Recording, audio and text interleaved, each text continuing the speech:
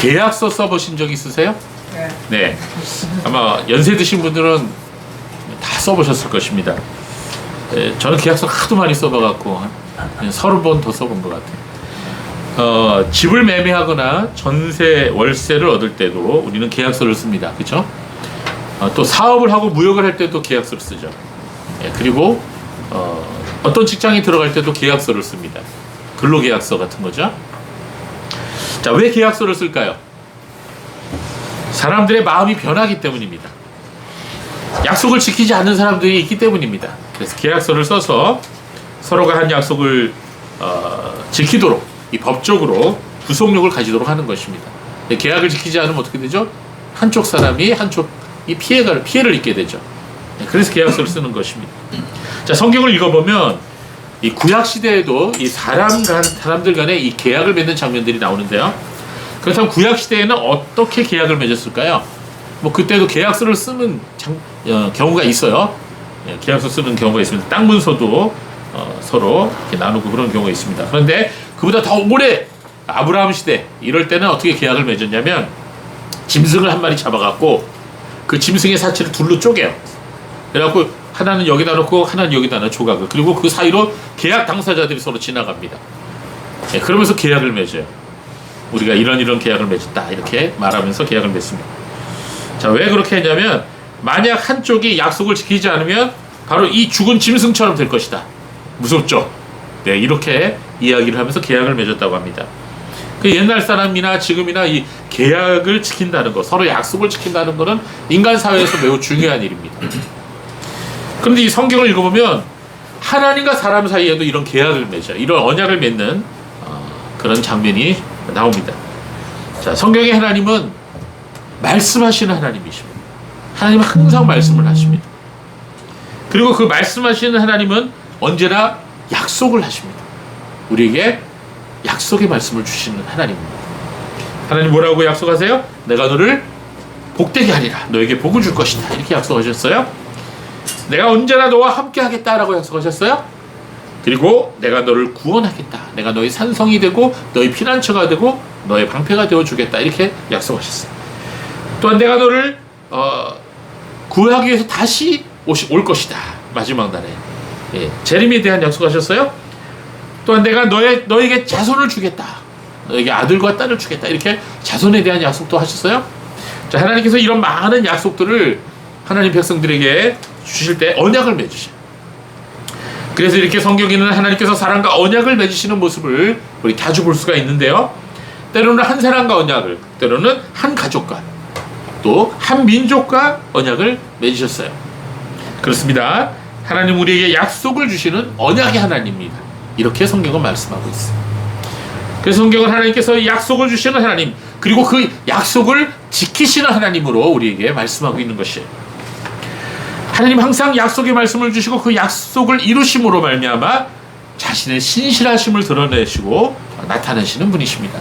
그래서 약속을 성취하심으로써 하나님께서는 신실하시다는 것과 또 하나님께서는 전능하시다는 것을 우리에게 알게 하여 주시는 것입니다. 자, 여러분, 사람이 어느 누구와 약속을 지키려면 두 가지가 있어야 돼요. 첫 번째는 약속을 지키려는 마음이 있어야 돼요. 말만 번지르르하게 하고 행동으로 옮기지 않는 사람은 약속을 지키지 않죠. 그런 사람을 신실하다고 말하지 않습니다. 그러나 신실한 사람은 어떻죠? 믿을 만한 사람은 무슨 일이 있어도 약속을 지키려고 노력하는 사람이에요. 자, 그래서 이 약속을 지키려면 약속을 지키려고 하는 마음이 있어야 되는 거예요. 두 번째로 이 약속을 지키려면 마음만 가지고는 안 돼요. 뭐가 있어야 돼요? 능력이 있어야 돼요. 약속을 해놓고서 약속을 지킬 형편이 안 되면 못 지키는 거예요. 사랑하는 딸에게 꼭 내가 네 손을 붙잡고 결혼식에 가주겠다라고 약속했는데 아빠가 그만 불의의 사고나 병으로 돌아가시게 되면 어떻게 돼요? 약속을 못 지키는 거예요. 그 마음이 있어도 못 지키는 거예요. 그렇습니다. 이 약속을 지키려면요, 마음과 능력이 다 있어야 돼요. 자, 하나님께서는 어때요? 하나님은 그럴 만한 약속을 지키실 수 있는 신실하신 마음과 그리고 능력이 다 있으신 분이에요. 우리는 지난 주일에 천사 가브리엘이 사가랴 제사장에게 나타나서 하나님의 약속의 말씀을 전해주었다는 것을 우리가 들었어요. 자, 사가랴 제사장이 전해준 하나님 말씀의 약속이 뭐였죠? 그것은 하나님께서 사가랴와 엘리사벳에게 아들을 주시겠다라고 하는 그런 약속의 말씀이었어요. 자, 오늘 본문인 누가복음 1장 18절 말씀을 다시 보세요. 자, 이 말씀을 보면 천사의 이 약속의 말씀에 대해서 사가랴가 반응이 나오는데 어떻게 반응했어요? 자, 뭐라 그랬어요? 내가 어떻게 이것을 알겠습니까? 자, 이거는 제가 이제 그냥 모노톤하게 읽었지만, 내가 이것을 어떻게 알겠습니까? 뭐 이렇게 얘기했을 것 같아요. 자, 이 말은 다르게 표현하면 나에게 어떻게 이런 일이 일어날 수 있겠습니까? 이런 뜻이에요. 이런 일이 나에게 어떻게 가능하겠습니까? 이런 말을 한 거예요. 자, 본문 말씀 18절에 사가랴는 이렇게 천사에게 말했죠. 내가 어떻게 이것을 알겠습니까? 오늘 성경, 다른 성경에 그렇게 번역되어 있어요. 이 문장 원래 헬라어 원문을 보면 이런 표현이에요. 카타티 그노소마이 투토. 카타티 그노소마이 투토. 내가 이것을 어떻게 알겠습니까?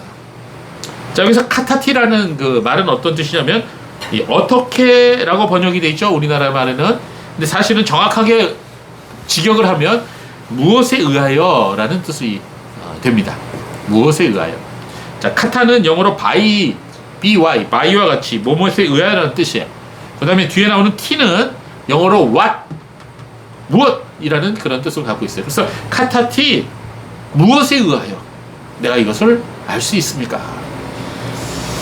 자, 이런 뜻입니다. 사가랴 제사장은 이렇게 천사에게 물었어요. 무엇에 의하여 내가 이걸 알 수 있단 말입니까? 그 말은 어떤 증거에 의해서 내가 이 말씀을 믿을 수 있겠습니까? 이렇게 말한 거예요. 자, 이 의미는 사가랴는 분명히 천사의 말을 믿을 수 없어서 뭘 요구한 거예요? 증거를 요구한 거예요. 자, 나에게 증거를 주세요. 이런 뜻이에요.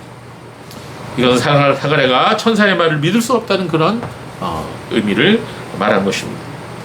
자, 여러분, 이 사가랴와 엘리사벳이 나이가 많았다 그랬죠? 더 이상 아기를 가질 수 없는 상태라는 것을 본인들이 알았어요. 자, 우리가 그들 처지였으면 어떻게 반응했을까요? 우리도 만약에 그런 상황이었다면 오히려 사가랴의 반응이 더 자연스러운 것이 아닐까요? 그러나 인간적인 관점으로 볼 때는 당연한 대답이지만 신앙적인 대답은 아닌 것이에요. 이 사가랴가 한 말은 아주 옛적에 아브라함의 아내 사라가 했던 말과 아주 비슷해요. 자, 오늘 본문 여러분 제가 적어놨죠? 창세기 18장 10절에서 12절 말씀 함께 읽어볼까요? 시작. 그러자 주께서 말씀하시기를 내가 내년 이맘때에 반드시 내게로 돌아올 것이다. 보아라, 내 아내 사라에게 아들이 있을 것이다 하시니 사라가 아브라함 뒤에 있는 장막문에서 들었다. 아브라함과 사라가 나이 많아 늙었고 사라에게는 생리마저 그쳤으므로 사라가 속으로 웃으면서 말하기를 내가 노쇠하였고 내 주인도 늙었으니 내게 무슨 즐거움이 있겠는가 하니. 자, 하나님께서는 사가랴에게 찾아오셔서 약속의 말씀을 주신 것처럼 그 옛날 아브라함과 사라에게도 찾아오셔서 말씀을 주셨어요. 사가랴와 엘리사벳이 늙고 자식이 아직 없었던 것과 마찬가지로 아브라함과 사라도 100살이 다 되어서 아직 그들 사이에서 아들이 없었던 것이에요. 똑같은 상황입니다. 이 두 부부가. 자, 그런데 하나님께서 그런 아브라함과 사라에게 내년 이맘때쯤에 너희가 아들을 낳을 것이다. 그 말을 지금 하신 거예요. 그러니까 이 말씀을 듣고 사라가 뒤에서 숨어 있다가 어떻게 됐어요? 피식 웃었어요. 예. 그러니까 하나님이 그걸 보셨죠. 숨어 있어서 웃는다고 하나님이 못 보시겠어요? 사라가 웃었느니라 그랬어요. 그러니까 사라가 깜짝 놀라갖고 아니요, 웃지 않았어요. 그리고 얘기를 했더니 하나님께서 아니야 웃었느니라 그렇게 말씀하셨죠. 자, 여러분, 이 사라가 웃은 웃음은 비웃음이 아니에요. 그게 아니라 하도 어이가 없어서 상식적으로 이해가 안 돼서 믿지 못해서 웃은 거예요. 자, 여러분도 그렇죠? 너무 어이가 없고 너무 상식적으로 말이 안 되는 그런 말을 들으면 우리가 피식 웃죠. 네, 그렇게 웃은 거예요. 자, 사라가 그랬던 것은 아브라함과 사라의 나이가 너무 많아 늙었고 사라에게는 생리마저 그쳤다. 이건 뭐예요? 더 이상 아기를 가질 수 있는 그런 몸이 아니라는 거죠. 즉, 인간의 상식으로는 더 이상 그들에게 아들을 낳을 소망이 없었다는 그런 판단 때문에 그렇게 반응을 했던 것입니다. 사가랴도 마찬가지죠. 사라처럼 천사의 말을 믿을 수가 없었어요. 그래서 어떤 증거에 의해서 내가 이걸 믿을 수 있겠습니까? 이렇게 말했던 거예요. 그러나 사가랴도 아브라함의 아내 사라도 이 믿음으로 말한 행동과 말이 아니었죠. 여러분, 이 신앙이라고 하는 것은, 믿음이라고 하는 것은 사람이 할 수 있는 것인가 아닌가에 초점을 두는 게 아니에요. 믿음이라고 하는 것은, 신앙이라고 하는 것은 하나님께서 말씀하셨는가에 초점을 두는 거예요. 조지 뮬러 목사님, 우리가 지금 책을 읽고 있는데 조지 뮬러 목사님이 믿음에 대해서 굉장히 중요한 정의를 하셨어요. 그분이 뭐라 그랬냐? 믿음이란 하나님께서 말씀하신 것을 믿는 것이며 하나님께서 말씀하신 그대로 이루실 것을 믿는 게 믿음이다. 이렇게 말씀합니다. 굉장히 중요한 믿음의 정의예요. 그렇습니다. 이 성경적인 믿음은 하나님의 말씀과 연결되어 있어요. 즉 믿음이란 가능성이 아니에요. 믿음이란 과학적인 인과관계가 아니에요. 믿음이란 하나님 믿는 것이고 하나님께서 하신 말씀을 믿는 거예요. 하나님께서 그렇게 말씀하신 대로 하실 수 있는 것을 믿는 거예요. 여러분 믿음이 있으세요? 여러분 믿으세요? 네. 로마서 10장 17절 말씀 우리 같이 읽어볼까요? 시작. 그러므로 믿음은 들음에서 나며 들음은 그리스도의 말씀으로 말미암느니라. 예, 그래요. 믿음이란 하나님의 말씀을 제쳐놓고는 그건 성경적인 믿음이 아니에요. 예, 그건 신념일 뿐이에요.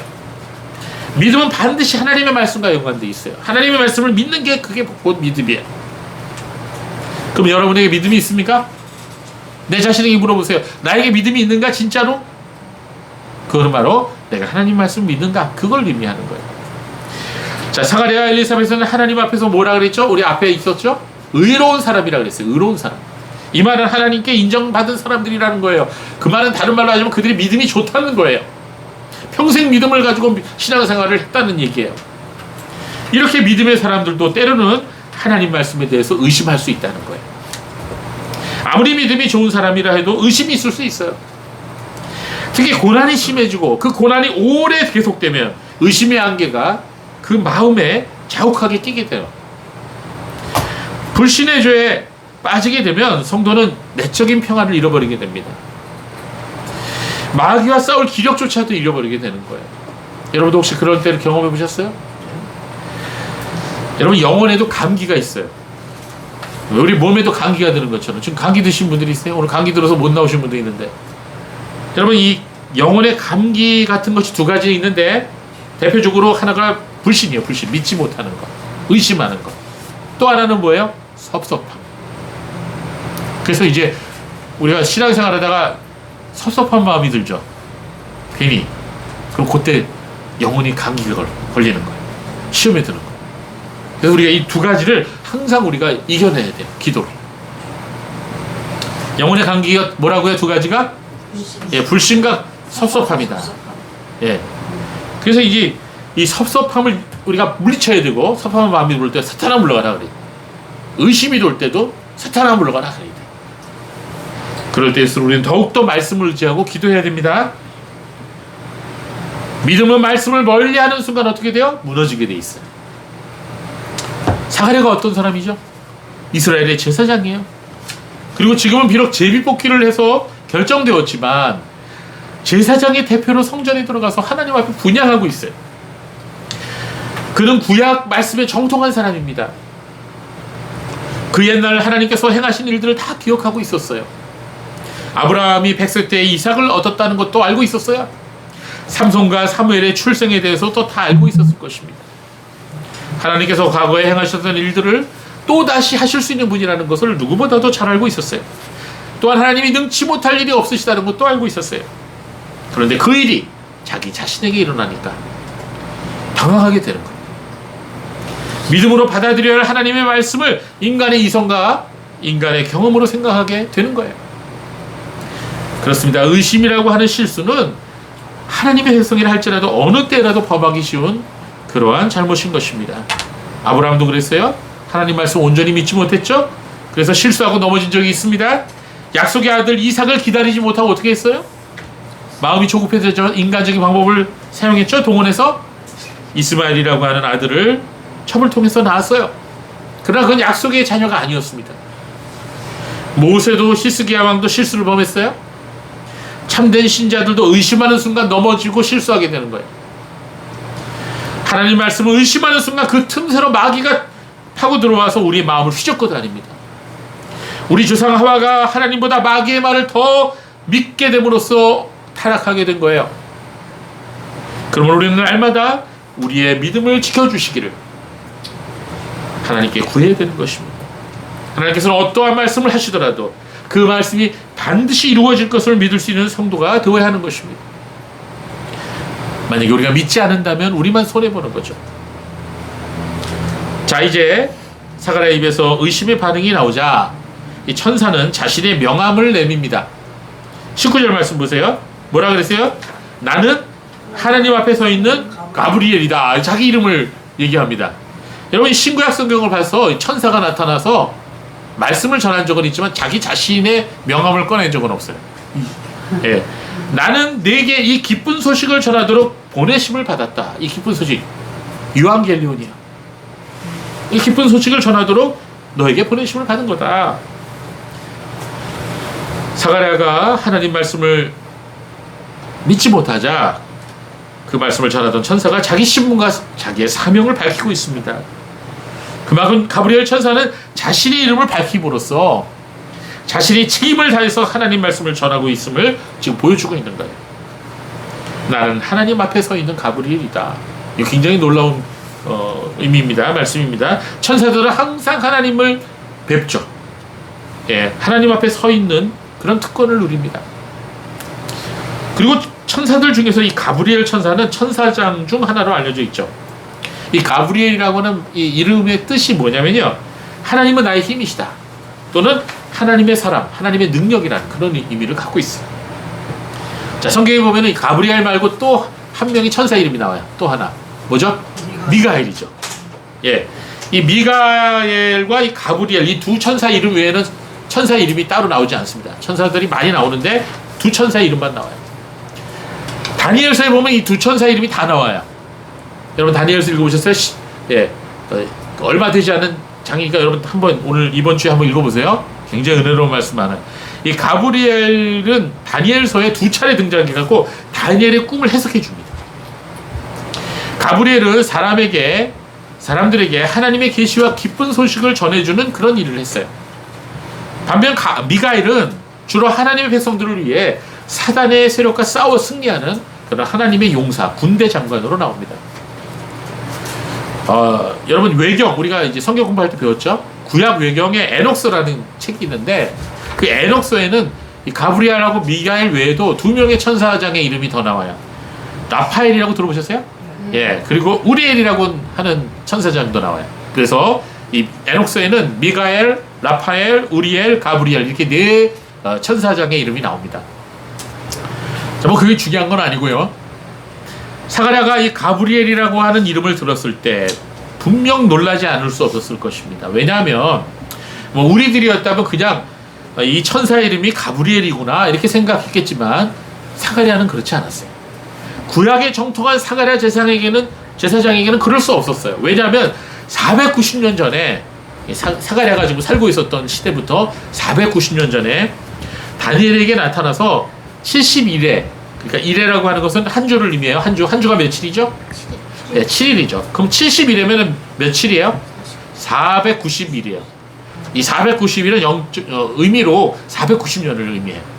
그래서 이 71회에 대한 예언을 하고 또 장차 이 메시아께서 나타나실 것을 예언한 바로 그 천사가 바로 이 가브리엘이라는 것을 금방 깨달았어요. 이 사가랴는. 그럴 수밖에 없어요. 자, 다니엘서 9장 21절 24절 볼까요? 우리 한번 같이 읽어봅시다. 다니엘서 9장 21절 24절 시작. 곧 내가 아직 기도를 아뢰는 동안 내가 처음 환상 중에 보았던 사람 가브리엘이 재빠르게 날아와 저녁 제사 때 내게 이르러 나를 가르치며 나에게 말하였다. 다니엘아, 이제 내가 내게 지혜와 명철을 주려고 왔다. 내가 강구를 시작할 때에 응답이 있었으므로 내가 내게 알려주러 왔다. 너는 사랑을 받은 자니 그 말씀에 주목하여 환상을 깨달아라. 내 백성과 내 거룩한 성읍에 70일에가 정하여졌으니 허물이 그치고 죄가 끝나고 죄악이 용서받고 영원한 의가 나타나며 환상과 예언이 확증되고 지극히 거룩한 분이 기름 부음을 받을 것이다. 아멘. 자, 자, 여기 24절에 메시아 예언이 있네요. 예수님에 대한 예언이 여기 너무나도 정확하게 나와요. 네. 이 예언을 지금 하고 있는 가브리엘로부터 70일회가 지나면 어떤 일이 벌어져요? 예수님께서 오셔서 십자가에 달려 돌아가시고 우리의 모든 죄값을 다 지불하셔서 죄를 끝내신다는 거예요.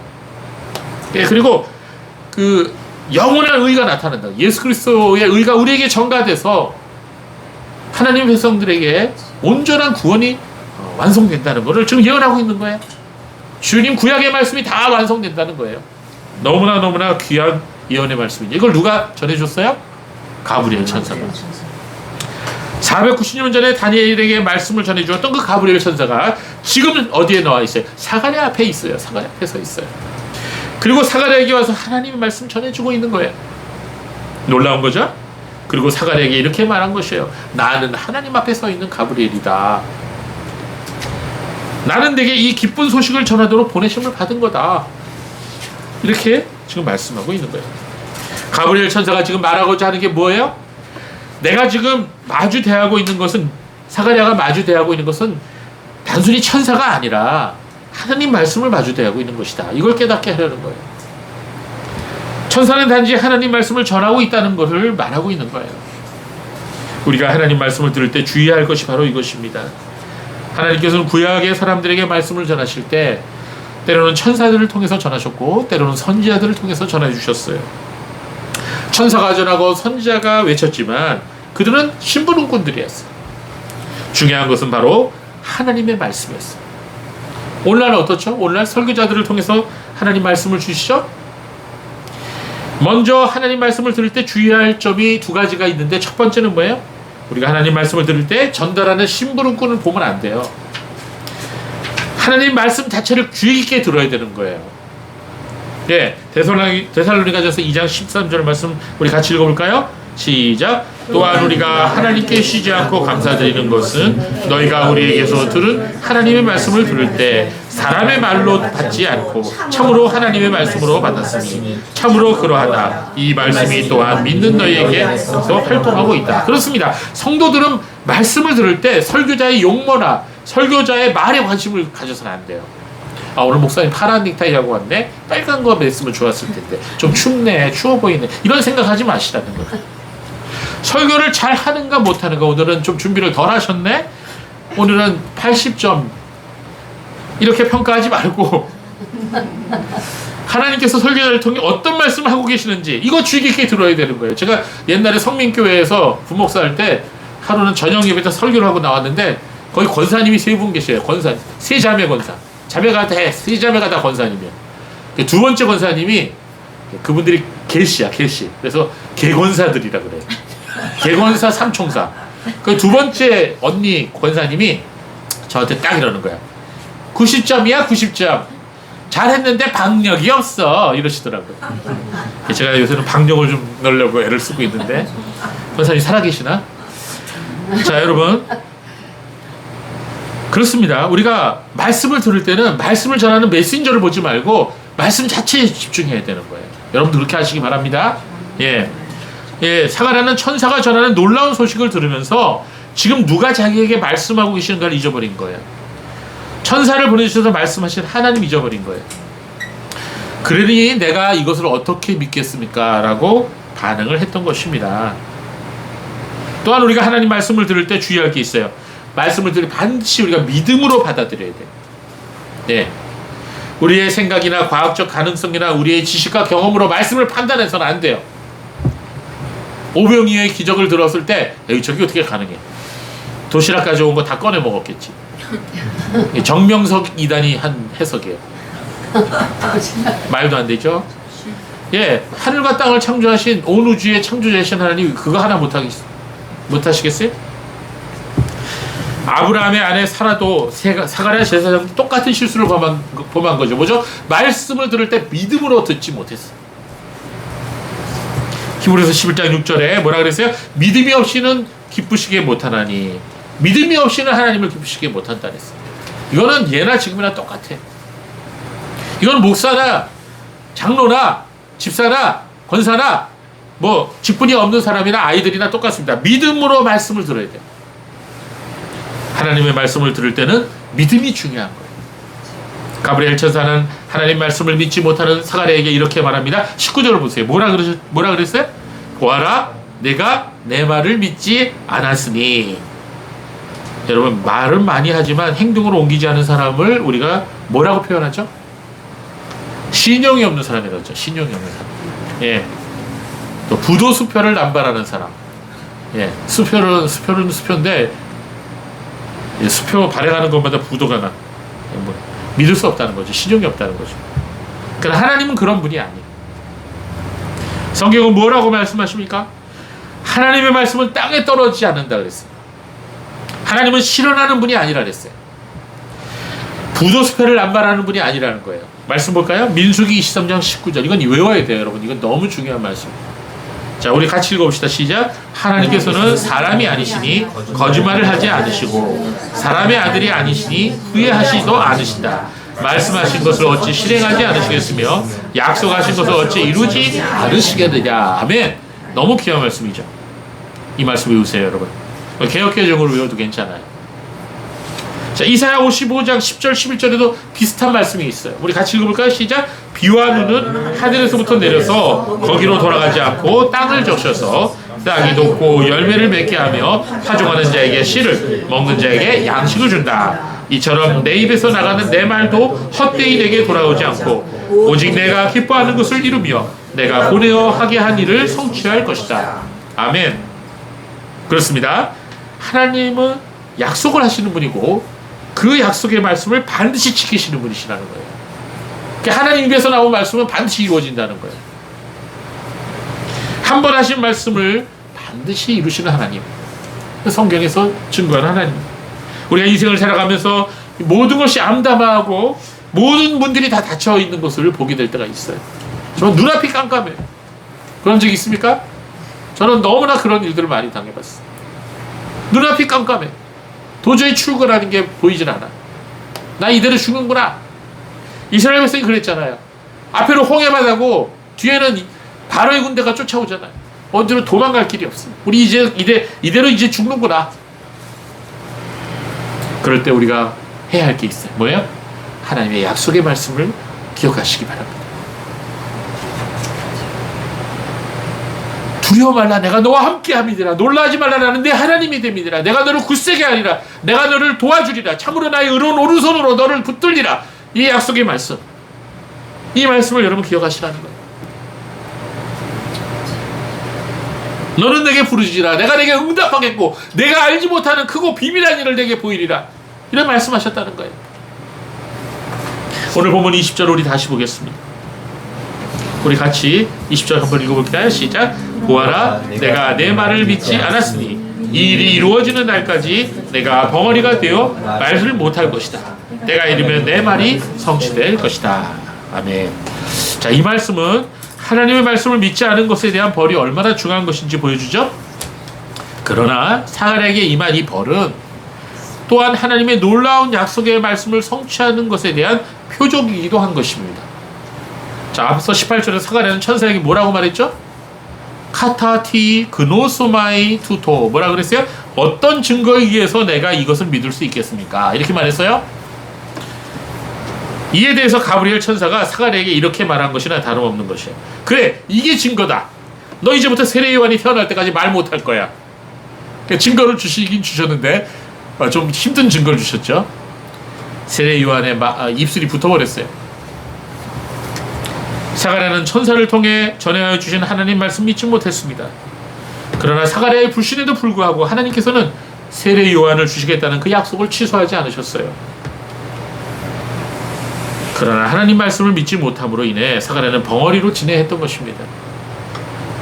우리가 하나님 말씀을 믿지 못할 때 그로 말미암아 겪게 되는 불편함이 있을 수 있다는 것을 여기서 보여주고 있어요. 사가랴는 세례 요한이 태어날 때까지 말을 못하게 돼요. 여러분, 사람이 보통 몇 개월 동안 엄마 뱃속에 있죠? 10개월이라고 하면 좀 정확한 표현이 아닙니다. 거의 9개월. 9개월에서 10개월 사이입니다. 그래서 좀 빨리 태어나는 아기는요, 성질이 좀 급한 아이거든요. 8.15 광복절이라고 그러죠. 8싹둥이. 그보다 더 빨리 나오는 7싹둥이. 인큐베이터 들어가야 돼. 그보다 더 빨리 나오면. 자, 좀 성격이 더 느긋한 아이는 10달이 돼도 안 놓으려고 그래. 큰일 나, 그러면. 그럼 배째고 꺼내야 돼. 자, 세례 요한이 장장 9개월을 말을 못한 거야, 9개월을. 아, 세례 요한이 아니지. 사가랴가. 그럴 뻔했다. 세례 요한이 말을 못하면 안 되죠. 사가랴가 장장 9개월을 말을 못하고 지냈어요. 얼마나 불편했을까요? 자, 그런데 뭐 앞으로도 문제지만 지금 당장의 문제입니다.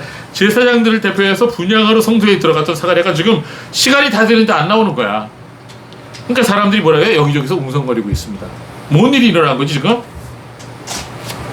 일반적으로 이 분향을 마치고 나온 제사장은 이 성소에서 나오면서 백성들 앞에 뭘 하냐면 아론의 축복 기도를 합니다. 그게 관례예요. 자, 아론의 축복 기도가 뭐냐? 민수기 6장 24절에서 26절에 나와 있는 축복 기도입니다. 우리 한번 읽어볼까요? 시작. 아론과 그의 아들들에게 말하여라. 너희는 이스라엘 자손에게 이렇게 축복하여라. 여호와께서 내게 복을 주시고 너를 지키시기를 원하며 여호와께서 그분의 얼굴을 내게 비추시고 내게 은혜 주시기를 원하며 여호와께서 그분의 얼굴을 내게 향하여 드시고 내게 평강 주시기를 원한다. 그들이 같이 내 이름을 이스라엘 자손 위에 두면 내가 그들에게 복을 주겠다. 아멘. 자, 여기 아론의 축복이 나오는데 아론의 축복은 24절부터 26절까지 세 구절인데요. 그래서 어떤 목사님은 그 축도할 때 이걸로 축도하는 경우도 있어요. 자, 여기서 이스라엘 백성들이 집에 가지 않고 성전뜰에서 사가랴를 기다린 것은 이 제사장의 축복, 즉 아론의 축도를 받기 위해서 기다린 거예요.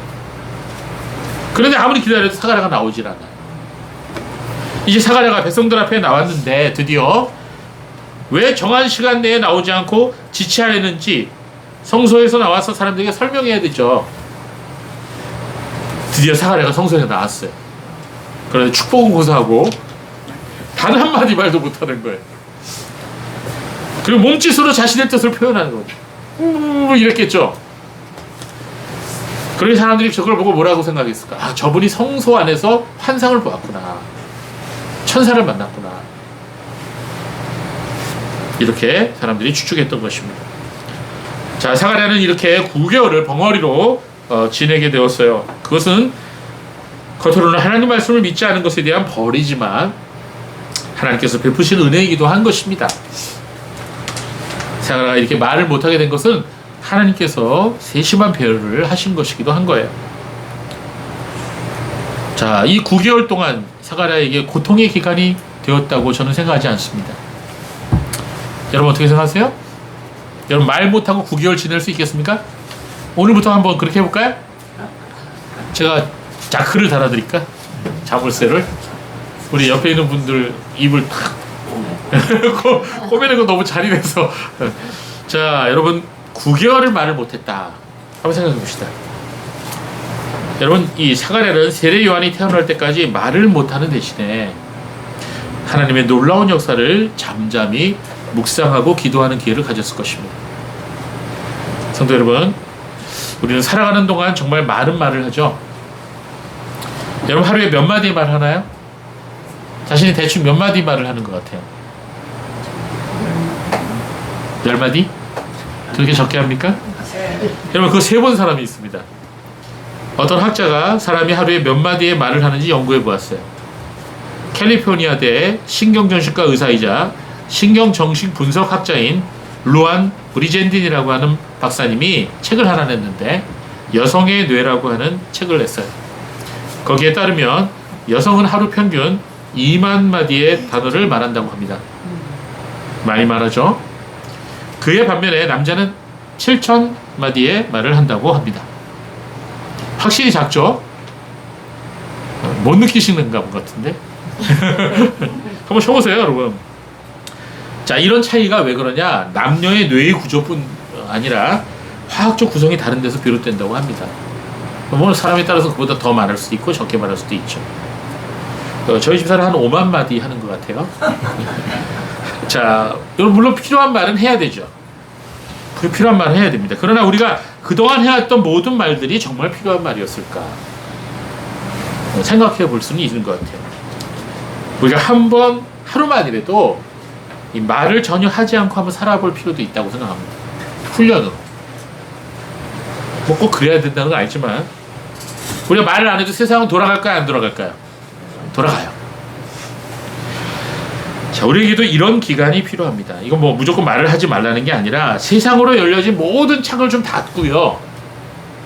오직 하나님께만 우리 마음 문을 열어놓고 하나님의 말씀만을 듣기 원하는 그러한 시간들을 한번 가져보는 게 좋겠습니다.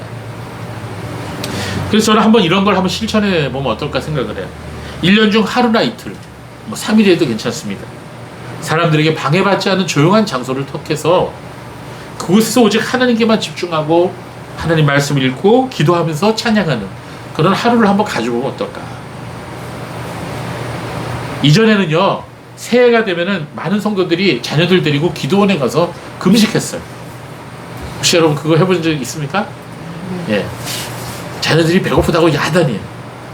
근데도 그렇게 하더라고요. 자, 뭐 꼭 그렇게 해야 된다는 게 아니고요. 1년 중 하루가 됐든지 한 달에 하루가 됐든지 하루 중 1시간이 됐든지 간에 우리가 세상의 그 시끄러운 그것을 벗어나서 하나님께 온전히 드리고 하나님께 온전히 집중할 수 있는 그런 시간을 갖는 게 성도들에게 필요하다는 거예요. 핸드폰도 좀 꺼놓고요. 온전히 주님께 드리는 시간을 가져보세요. 한번. 여러분 한번. 그럼 하나님 기뻐하시라고 믿습니다. 자, 우리 본문을 다시 들어갑시다. 자, 23절을 다시 보겠습니다. 자신의 직무기간이 끝나자 자기 집으로 돌아갔다. 누가? 사가랴가. 자, 사가랴는요, 이 벙어리가 되었음에도 불구하고 끝까지 제사장으로서의 업무를 마쳤습니다. 왜 그러냐면 이 제사장의 직무라는 게 말로 하는 것보다는 이 몸으로 하는 게 대부분이거든요. 그리고 제사장들은 성전에서 복무하는 날 동안 성전에 딸린 방들이 있어요. 제사장들이 머무는 방을 거기서 지냈습니다. 그래서 이제 모든 복무한 날을 다 채우고 이제 집으로 돌아갔어요. 자, 그런데 사가랴가 집으로 돌아가서 얼마 후에 아내 엘리사벳의 몸에 태기가 있게 됩니다. 예, 하나님의 말씀이 이루어진 거예요. 24절 볼까요? 그 후에 그의 아내 엘리사벳이 임신하였고 5달 동안 응거하며 지내며 말하기를. 왜 5달 동안 숨어 지냈을까? 저는 생각해 봤어요. 이 노령의 임신을 했으니까 아주 조심했겠죠. 예. 그러나 그것뿐만 아니고 남편으로부터 글을 통해서, 말을 못하니까 글을 통해서 전후 사정을 전해들었을 거예요. 엘리사벳은 하나님의 놀라운 은총과 능력 앞에서 하나님 경외하는 마음으로 조심스럽게 행동했을 것입니다. 기뻐서 사람들을 만나고 돌아다니면서 떠벌리고 그러기보다는 기도하면서 5달 동안 뱃속에 이 아기가 정말 하나님께서 사명을 주신 그 귀한 아기구나, 이 아기를 잘 자라도록 노력하였다는 것이라고 추측됩니다. 남편은 벙어리가 되어 말을 못하고 부인은 아이를 가진 채로 두 부부가 함께 기도하고 예배드리면서 9개월을 지냈을 것이라고 생각됩니다. 저는 이번 한 주간 동안에 정말 신앙적으로 존경한 교수님을 저희 집사람하고 만나고 왔는데 그분 앞에서 제가 매우 부끄러웠어요. 그분은 평생을 자녀들하고, 물론 또 부부끼리만이라도 평생을 가정 예배를 아침 저녁 2번씩 드렸다는 거예요. 너무너무 귀하더라고요. 저는 그렇게 못했거든요. 지금도 그렇게 하신대요. 새벽에 일어나서 부부가 또 말씀을 읽고 기도하고 아내를 놓고 설교하고 저녁에도 그렇게 하고 너무너무 귀한 말씀을 들었습니다. 예. 그렇습니다. 사가랴도 엘리사벳과 함께 그렇게 지낸 거죠. 자, 오늘 1장 25절 우리 같이 읽어봅시다. 다시 한번 시작. 주께서 나를 돌아보시는 날에 나에게 이렇게 행하셔서 사람들 가운데서 나의 부끄러움을 없애주셨습니다 라고 되었다. 자, 여기에서 바로 엘리사벳의 신앙 고백과 간증이 나옵니다. 누가복음 1장과 2장에는 하나님의 은혜를 경험한 사람들의 신앙 고백과 찬송이 아주 많이 나오는데 여기서 엘리사벳의 첫 번째 간증은 이렇습니다. 주께서 나를 돌아보셨습니다. 주께서 나를 돌아보셨다고 지금 고백하고 있어요. 이 말의 의미는 하나님께서 당신의 피조물들에게 베푸신 은총을 여기서 말한 것입니다.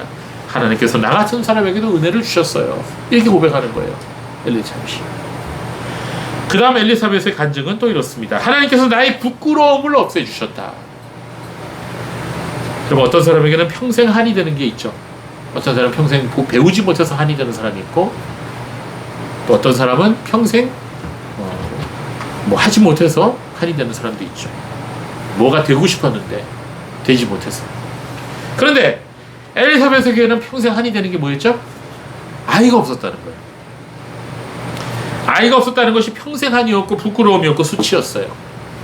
그 당시 아이가 없다는 것은 남자에게서보다 여자에게 더 수치스럽고 한이 되었던 것입니다. 그래서 아이를 못 간다는 이유로 많은 여인들이 소박을 맞거나, 소박이 뭔지 아세요?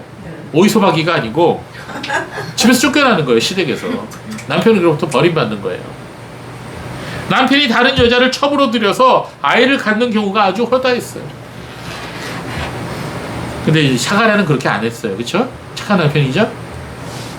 아브라함은 그랬는데, 그렇죠? 그러나 이제 하나님께서 엘리사벳의 부끄러움을 없애어 주셨다. 여러분, 이렇게 참 성도에는 누구든지 이 신앙 고백이 있어요. 여러분에게도 신앙 고백이 있습니까? 참된 성도에게는 간증이 있어요. 그 간증은, 그 신앙 고백은 하나님께서 어떠한 분이신지, 또 그 하나님께서 나에게 어떠한 일을 행하셨는지에 대한 간증이 있어요. 그래서 신앙의 결론은 뭐예요? 찬송이에요. 하나님께 영광을 올려드리는 거예요. 그게 신앙인의 결론이에요. 여러분들, 여러분의 인생 마지막에 하나님께 찬송하면서 마지막 숨을 거두세요. 저는 마지막에 부를 찬송 하나 정해놨어요. 우리는 웨스트민스터 신앙 고백의 내용에 따라 하나님의 크고 영화로우심을 우리가 고백할 수 있어요. 그와 함께 무엇보다 중요한 고백이 하나 있는데, 그것은 바로 하나님은 나의 하나님이라는 고백이에요. 하나님, 우리 아버지의 하나님, 우리 어머니 하나님이 아니라, 우리 목사님의 하나님이 아니라 하나님은 나의 하나님이다. 그게 중요해요. 하나님은 해나의 하나님이고, 하나님은 지원의 하나님이에요. 하나님은 나영의 하나님이고, 하나님은 현모의 하나님이에요. 하나님은 준모의 하나님이다. 이게 중요해요. 이거 아는 게 중요해요. 나를 돌아보시고 나의 부끄러움을 없애주신 하나님, 그분을 찬양하는 거예요. 이게 신앙이에요.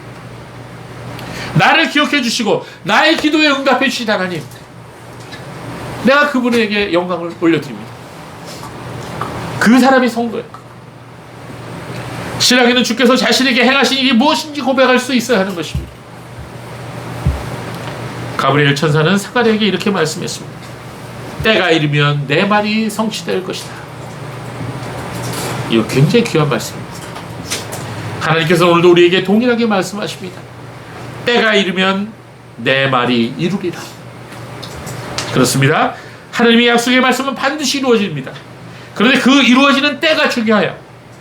우리는 무엇이든지 빨리 이루어지기를 바랍니다. 돈도 좀 빨리 주시고 병도 좀 빨리 고쳐주시기를 바라요. 물론 하나님께서는 우리의 고통과 고난을 잘 알고 계세요. 그러나 하나님의 생각과 우리의 생각은 다른 것입니다. 하나님의 때와 우리가 생각하는 때는 다른 것입니다. 우리의 하나님의 뜻이 이루어지는 때는 하나님께서 정하시는 거예요. 우리의 기도가 응답되는 순간도 하나님께서 정하시는 것입니다. 우리가 해야 할 일은 믿음으로 기도하면서 기다리는 거예요. 그래서 믿음은 잘 기다리는 것이라고 말씀드렸습니다. 아무리 힘들고 고통스럽더라도, 아무리 악인들이 세상에 득세하고 횡포를 부리고 있다 하더라도 우리는 주님의 약속의 말씀을 붙들고 살아가야 합니다. 주님의 때가 이르면 반드시 주의 뜻대로 이루어질 것입니다. 주님의 때가 이르면 여러분의 기도 또한 반드시 응답될 것입니다. 주님의 때가 이르면 우리가 세상에서 악인을 찾아보고 싶어도 찾아볼 수 없을 때가 올 것입니다. 저는 지난 한 주간 시편 37편의 말씀을 묵상하였습니다. 너무나 귀한 말씀이 기록되어 있었습니다. 우리 같이 1절에서 7절까지 한번 읽어보고 우리 말씀 마치려고 합니다. 우리 같이 읽어봅시다. 시작. 악을 행하는 자들 때문에 화내지 말고 불의를 행하는 자들을 시기 하지 마라. 그들은 풀처럼 곧 시들고 푸른 채소처럼 말라버릴 것이다. 여호와를 신뢰하고 선을 행하여라. 이 땅에 살면서 성실을 경작하여라. 여호와를 기뻐하여라. 그분께서 내 마음의 소원을 이루어 주실 것이다. 내 길을 여호와께 맡겨라. 그분을 신뢰하면 그분이 이루실 것이다. 그분께서 너의 의를 빛처럼 너의 공평을 대낮처럼 밝게 하실 것이다. 여호와께 잠잠하고 그분을 기다려라. 악한 계획을 꾸미고 자기 길에서 성공하는 사람 때문에 불평하지 말라. 아멘. 성도 여러분, 그렇습니다. 하나님만을 신뢰하십시오. 약속의 말씀을 믿고 그 말씀이 이루어질 때까지 기다리십시오. 하나님께서 여러분의 기도에 응답하여 주실 것입니다. 하나님께서 여러분의 마음의 소원을 이루어 주실 것입니다. 하나님의 때가 이르면 하나님의 말씀대로 이루어질 줄 믿습니다. 기도하겠습니다.